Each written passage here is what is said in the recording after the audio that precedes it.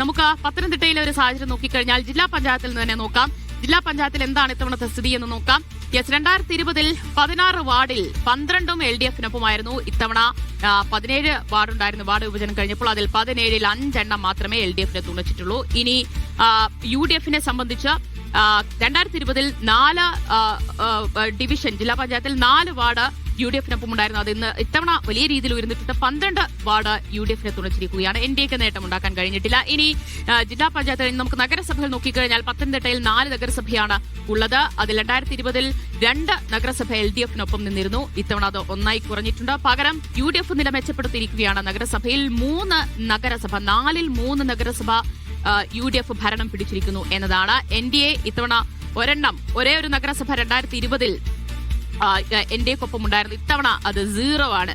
നഗരസഭ ഭരണം പിടിക്കാൻ പത്തനംതിട്ടയിൽ കഴിഞ്ഞിട്ടില്ല NDA-ക്ക്. ഇനി ബ്ലോക്ക് പഞ്ചായത്തിലേക്ക് വന്നു കഴിഞ്ഞാൽ 8 ബ്ലോക്ക് പഞ്ചായത്താണ് ഉള്ളത്. 2020 ഈ 8-ൽ 7 ബ്ലോക്ക് പഞ്ചായത്തും LDF-നൊപ്പമായിരുന്നു. പക്ഷേ ഇത്തവണ നോക്കൂ, ഒരു ബ്ലോക്ക് പഞ്ചായത്ത് പോലും പത്തനംതിട്ടയിൽ LDF-നെ പിടിക്കാൻ കഴിഞ്ഞിട്ടില്ല എന്നതാണ് വാസ്തവം. 0 ആണ് LDF-ന്. ശരി, ഇനി UDF-നെ സംബന്ധിച്ച് അത് LDF-ന് 0 ആയപ്പോൾ ആ 7 പിടിച്ചിരിക്കുന്നത് UDF ആണ് ഇത്തവണ എന്നതാണ്. ശരി, ഇനി നമുക്ക് ഗ്രാമപഞ്ചായത്തിലേക്ക് നോക്കാം.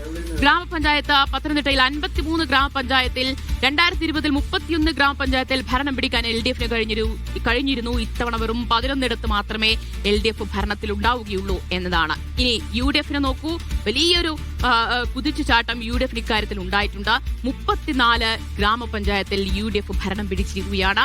LDF അല്പം നില മെച്ചപ്പെടുത്തിയിട്ടുണ്ട്. 2020 3 ഗ്രാമപഞ്ചായത്തിൽ NDA ഭരണം ഉണ്ടായിരുന്നു. ഇത്തവണ അത് 4 ഉയർത്തിയിട്ടുണ്ട്. ശരി, ഇനി നമുക്ക് പത്തനംതിട്ടയുടെ കാര്യം നമുക്ക് ഒരല്പം വിശദമായി നോക്കാം.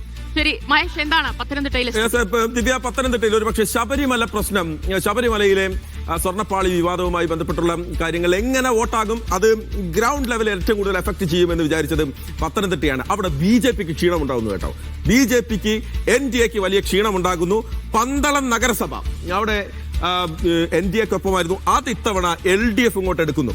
പന്തളത്ത് LDF വരുന്നു. അപ്പോഴും LDF-ന് ക്ഷീണമുണ്ട്. കാരണം അടൂരും പത്തനംതിട്ടയും തിരുവല്ലയും ഈ 3ഇടത്തും UDF അവരുടെ കൊടി പാറിക്കുകയാണ്. UDF-ന്റെ കൊടി പാറുകയാണ്. പന്തളത്ത് വലിയ ക്ഷീണം NDA-ക്ക് ഉണ്ടാകുന്നു എന്ന് നോക്കണം. പക്ഷേ ഇത് രസകരമായ ഒരു കണക്കുണ്ട് ഇവിടെ. ഈ ബ്ലോക്ക് പഞ്ചായത്തുകളുടെ ഒരു കണക്ക് നോക്കുമ്പോഴേ ദിവ്യ നോക്കൂ, 7ഇടത്ത് എന്ന് ദിവ്യ നേരത്തെ പറഞ്ഞ് അവസാനിപ്പിച്ചല്ലോ. 7ഇടമല്ല, 8 ബ്ലോക്ക് പഞ്ചായത്തുകളുണ്ട്. അതിൽ കോന്നിയിൽ ടൈയാണ്.